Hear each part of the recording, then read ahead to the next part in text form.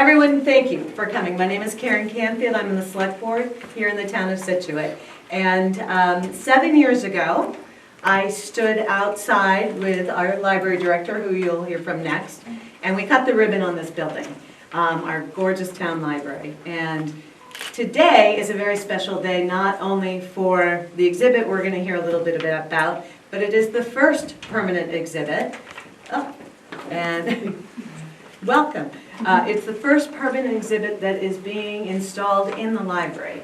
And so it is a big moment, not only for, I feel like I don't want to give a spoiler alert, for the exhibit for which we will be hearing about, but also for the town of Scituate as an educational and artifact that is going to be important for generations to come.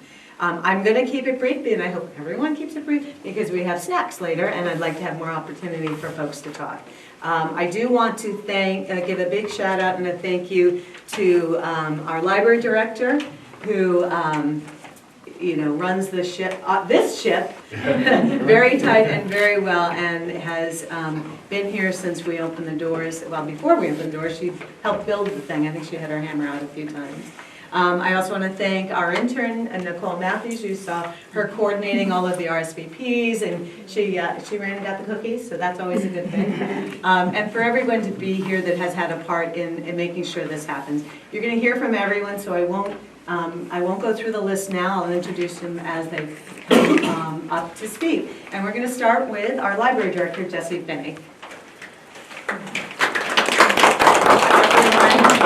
So thank you all for being here today. As Karen said, I'm the town library director, and if you've never been to our library before, I really want to welcome you. We just celebrated, as Karen said, our 7th anniversary in this renovated building, and with today's edition, we just keep growing and evolving, and we're really excited about that. We're so excited to be adding this addition to the local history room. I know so many people today will talk about the contributions of John Connors and what his legacy means to Scituate. So I thought I'd tell you a little bit about this room and what this means to our community. You may not know this, but in a lot of libraries, the local history room is closed, and you have to go and talk to a librarian, get a key, and maybe even show your ID. When we built this space, we wanted the opposite of that. We wanted everyone to be able to come into this room and experience the local history and the history of our community. So this is the space that you see before you. It's always open to everyone in this community. And you may ask, what do people use this room for? What is this space? What is its purpose? We really consider ourselves a starting point. So when you're trying to learn more about your family's history, your genealogy, when you're trying to learn a little bit about the town's history, this is probably going to be your first stop. And not only do we have this wonderful collection of valuable resources that we're going to connect you with, we also connect you with other people in town. We connect you with other resources in town. We have so many people in town who care about the history of this place. And with the addition of the paddle, it may not be that somebody is just coming in to learn about the history of the town or the history of their family, but they're now also going to learn about the history of this wonderful local hero that we're here to celebrate. So I think that's just going to be a really great addition. It's going to be a great way for people to learn even more about this wonderful town. So thank you so much for making us the spot that you've selected for that. Thank you. Next, I'd like Chris Lesser, who is a former member of our Veterans Advisory Council and a former Marine and an all-around good guy who is responsible for this exhibit being here at the library. So I'll let Chris tell you a little bit about, now you can do the spoiler part. Okay.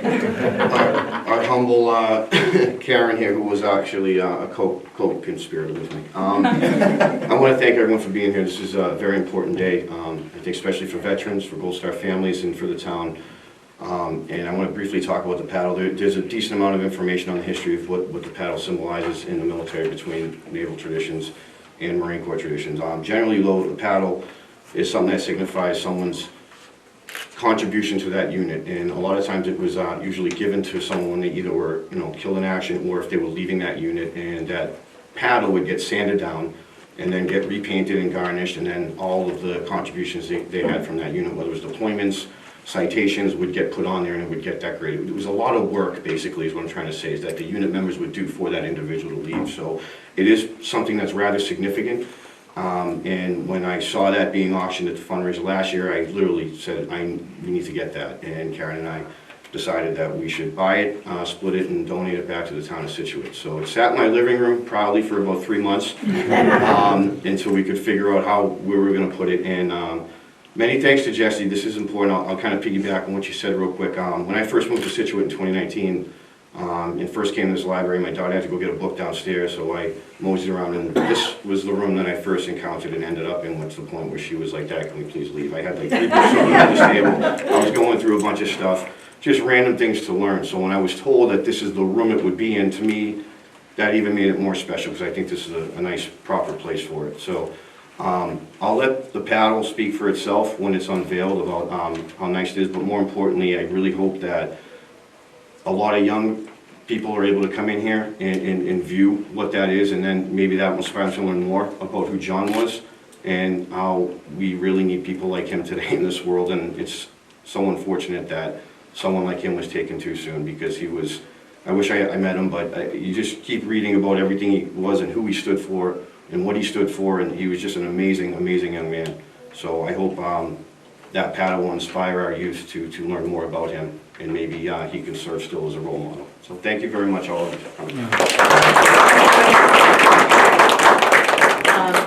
Before I bring up the next speakers, I just want to, I didn't tell everybody who's in the room. So not only do we have representatives from the Connor Memorial Association, we have our Veterans Advisory Group representatives, we have library trustees who were accepted and recommended this location, and we'll get to the elected officials next, and of course our folks from the library. So thank you all for being, and the foundation, that's what I'm forgetting, which has been instrumental in funding the actual incredible case you'll see later.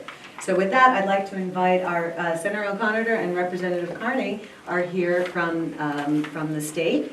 And Congressman Keating is unfortunately not able to join us, but we're very happy you both are here. So Great. You can fight out, Rep? All right, Senator. We're going to arm wrestle. Yeah, I would lose that. Good afternoon, everybody. I'm Pat O'Connor. I've had the honor of representing Scituate for just over 8 years now in the Massachusetts State Senate, and I just wanted to say that it's great to be here with the Connors family, as well as the Gold Star family, the Kelly family, to reveal this battle today, but also to continue the steps of keeping John's legacy alive and all that he stood for and all that he did for our country. I agree with the previous speaker that it's little sort of breadcrumbs you can put around the community to make sure that people look and then look again and then try and see who that person was and what they meant to the town of Scituate, what they meant to this country, the sacrifice that they made. We're taught at a very early age. I'm from Weymouth, but have had family across the South Shore my entire life, and you go down Route 3A or you go down different roads in the community and you see markers on street corners to veterans. You see bridges that have been dedicated to our veterans. You see parks with names of people and schools with names of people that have paid the ultimate sacrifice in our nation. The South Shore never forgets. And I'm so happy to see that we're once again making that kind of investment here in Scituate to recognize somebody who was an amazing human being who left us far too early, but did so wearing our nation's uniform. And this is going to be something, as we dedicate this paddle and as we continue to work towards the permanent statue here in Scituate, that's something that we can, again, continue to look to and be proud of. And hopefully the younger generations of residents here on the South Shore and in Scituate can look up at the statue and look up at this paddle and see somebody who is a true American hero and a true son of Massachusetts, and somebody they can be very proud of. So I just wanted to say thank you. It's an honor to be here with the Connors family and with all of you. Our offices are both available to help you out in any way we possibly can as we work towards getting that permanent statue. And it's my honor to introduce my colleague, who's one of the few members of the 200 people who represent both in the Senate and the House of Representatives. He's one of the few people who's wearing our nation's uniform as a member of the United States Navy. I'm proud to be a partner with him up at the State House, Representative Pat Kearney. First of all, thank you all for being here today. I'd like to echo the words of my friends and colleagues. I first heard about John when I was a freshman at Boston College High School. Was sitting next to his namesake, John, who was my classmate at BC High when I first heard about his story. And I'd like to say, you know, he played a small but inspirational role in my formation, but also in my desire to serve. Didn't know exactly what that wanted to be, but what you hear about this unbelievable patriot, this guy that really dedicated his life to his community and to his country, it's something that's really inspiring. When I have gone from one unit to another unit or have done different services through my Navy career, I have both given paddles and received paddles. It is a really significant part of Navy tradition when you're leaving a unit. The fact that we're dedicating a paddle to him not only is a tribute to him, his family, his sacrifice, but it's also a reminder in our public library for all the service and sacrifice of all the people, both here in this community that have sacrificed, that pay the ultimate sacrifice, but also that are currently around the world protecting our freedoms in a very vulnerable and very questionable, scary, politically unstable world right now. So I hope that this paddle and this unveiling allows everyone in this community to learn more about him, to appreciate his sacrifice, but also serves as an inspiration, as a reminder on to give back. So thank you so much for being here. I really appreciate us doing that. I'm really looking forward to seeing this.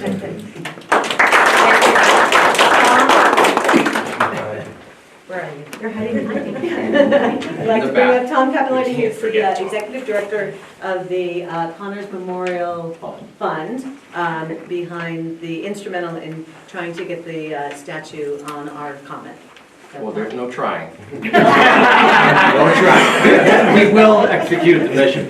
Everybody, new friends, old friends, Connors family, thank you for joining us today. I'd love to echo some of the comments from the previous speakers, but they touched on points. But I want to talk about the community of Scituate. I'm a son of Massachusetts, but from Walpole. But coming to Scituate is like going to my hometown. The times I've been here, driven around, walking Lawson Common, I get a sense of the Scituate that John grew up in. He and I are the same age. I will turn 60 this year. We just celebrated John's 60th birthday back in April at the Barking Crab. So, as Pat and Patrick said, you know, not only in the community, but this is the service element that I've been drawn to in telling John's story. John was my classmate at WPI. Last time I saw him was May 29th in 1987. We both raised our right hand and said, "I state your name." Me into the Air Force, John to the Navy. But he is alive. I'm telling you, as I feel it in my soul, he is alive here today with all of us. And that's my takeaway. We talk about him as a scholar, athlete, leader. I like to talk about a scholar, athlete, warrior, but in some quarters, warrior is not popular. However, he really embodied that. And the Massachusetts soil organically grows people like John Connors, like the Dunfords, like the Mahoneys, like the Kellys, like the Kearneys, like the O'Connors. You know, it's really interesting to see the South Shore community. And so, thank you very much for welcoming us. I am the Executive Director of the John P. Connors Memorial Fund. We will put up a magnificent statue designed by Chaz Fagan on the Lawson Common. It's called Elise. It means two others, with others, for others. Doesn't have John's name on it, but it's his likeness in period gear. And it will serve as a way to teach and educate. And that's part of the library's mission too. We're going to teach the next generation, the current generation of Scituate, the next generations of Scituate in the South Shore, about service to your community, nation, and your team. As Pat said, that embodies Team 4.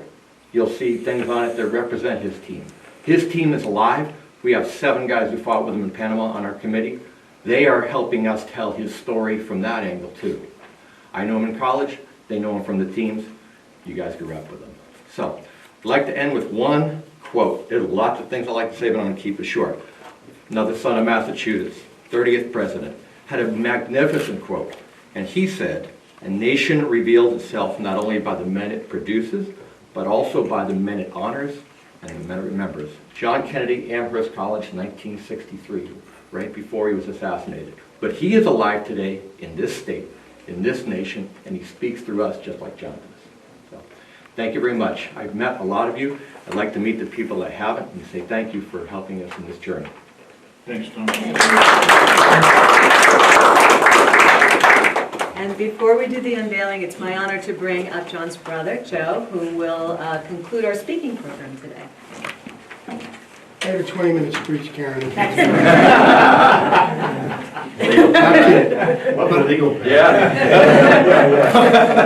Well, some of the things that have already been said, and Tom is, he is kind of the driving force of the whole statute.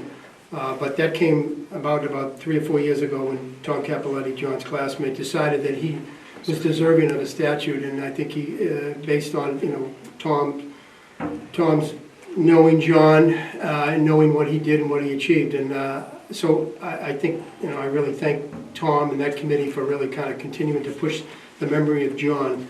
But I wanted to talk about John just kind of related to Scituate because that's why we're here, So it was in 1963 with my mother right here, Joan Connors, with my father, Joe Connors Sr., came down to Scituate, June of 1963, bought a house, and he came down with my sister Jo Marie's right over here with me, my sister Julie, my brother Robert, and myself. So I think we're all under 5, moved to Scituate, and then in March of 1964, John was born while we were living on Penfield Road here in Scituate. So we all attended the school. I see it's right up here, Central School, right across the parking lot. And there, I think John really was. He was a very intelligent young man, and he was also competitive. And I think it was really at Central School that it got instilled in that, to strive to do your best, to do well academically, and to be competitive. And so we always joke, and it was his 5th grade teacher, Mr. Ranella. I don't know if anyone remembers him from old Scituate, but every day he would have a current events quiz. So here I don't know what, probably in high school, and every night we got to turn on the news so my 5th grade brother can watch the news so he can win the competition the next day on current events. So that was John. He wanted to win, but he was also, he wanted to achieve and academically. And so after Central School, he went over to Gage School, and then he was off to BC High, like a lot of young Scituate men do, young boys. So at BC High, he excelled academically. He studied Greek for 4 years. He studied Spanish. I think he graduated with better than a 4.0 average. His junior year, he went off to Spain, La Coruña, Spain. He did 4 months over there. So by the time he graduated from BC High, he was fluent in Spanish and ancient Greek. And then he wanted to do something, and he applied for an NROT scholarship, and he won that. And so he was off to Worcester Polytech. But John, being John, he needed to, one, he wanted to be a Marine because they were the tough guys, number one. Number two, he had to pick a major that was the most difficult there because, he wanted to push himself and he wanted to achieve. And so he became a chemical engineer major. And and he did well and he achieved, but it was somewhere along the line, in those 4 years that he found out about the Navy SEALs. So I know, Mr. Dunford would be happy with that he went from a Marine Corps option to become a Navy guy with the U.S. Navy SEALs, and he made that switch. And so he graduated from Worcester Polytech, but actually before he did that, he decided to pick up another language, and he went junior year abroad to the University of Aachen. Before he left that summer, he went to a kind of a summer program to learn German. So he was fluent in German, studied chemical engineering in German at the University of Aachen for a year. Then returned to WPI, graduated in 1987, and then was off to BUDS, which is the training program for the SEAL team. So he graduated from that in 1988, and then in 1989 he was serving in SEAL Team 4. They were stationed out of Little Creek, and their responsibility of the world was South America and Panama. So at the time, in December of 1989, John had returned from Brazil, where he picked up, it was a jungle warfare school down in Brazil, and he picked up a disease called leishmaniasis. So he was on outpatient out of Walter Reed Hospital getting treatment for that when he found out that they were heading off to Panama. So he came up with some reason to get himself out of that outpatient treatment at Walter Reed, and off he went to Panama. And there he, he was killed in action December 20th, 1989, excuse me. But, what he did was, and what he always did was, he wanted to be the best that he could be in everything he did, academically, athletically, and even in the SEAL teams. Once he found out about the SEAL teams, he decided, I have to be a SEAL.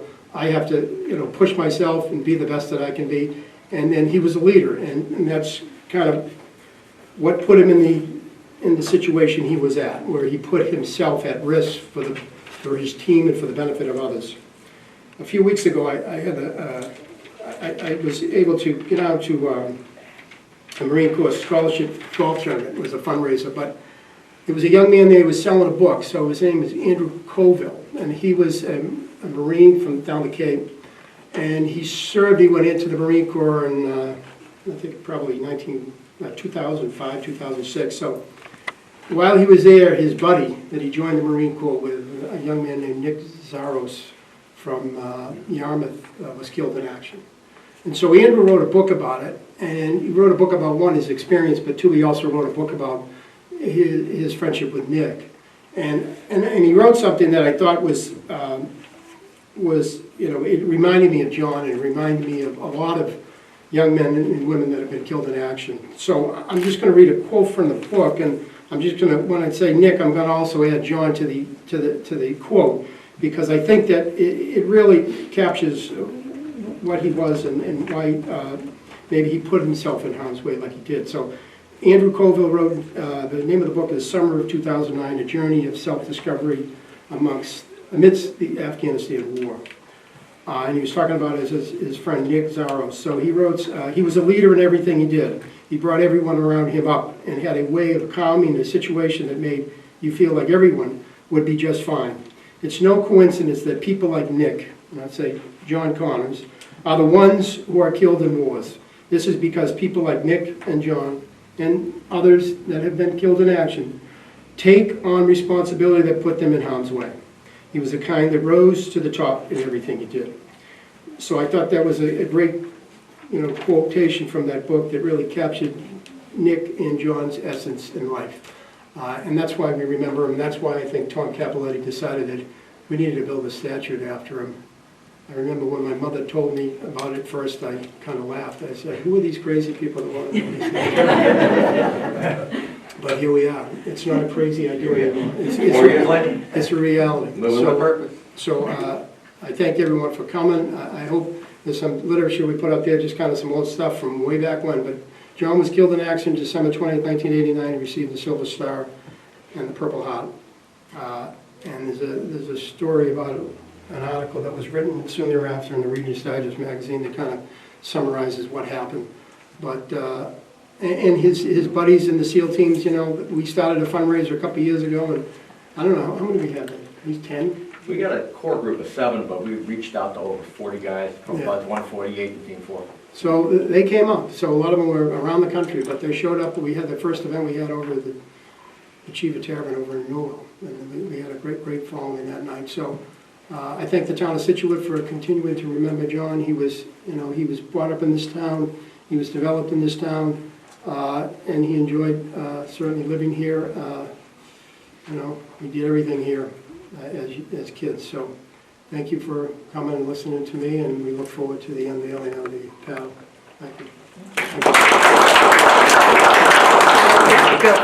Go. Unveil it, Will. All righty. Yay!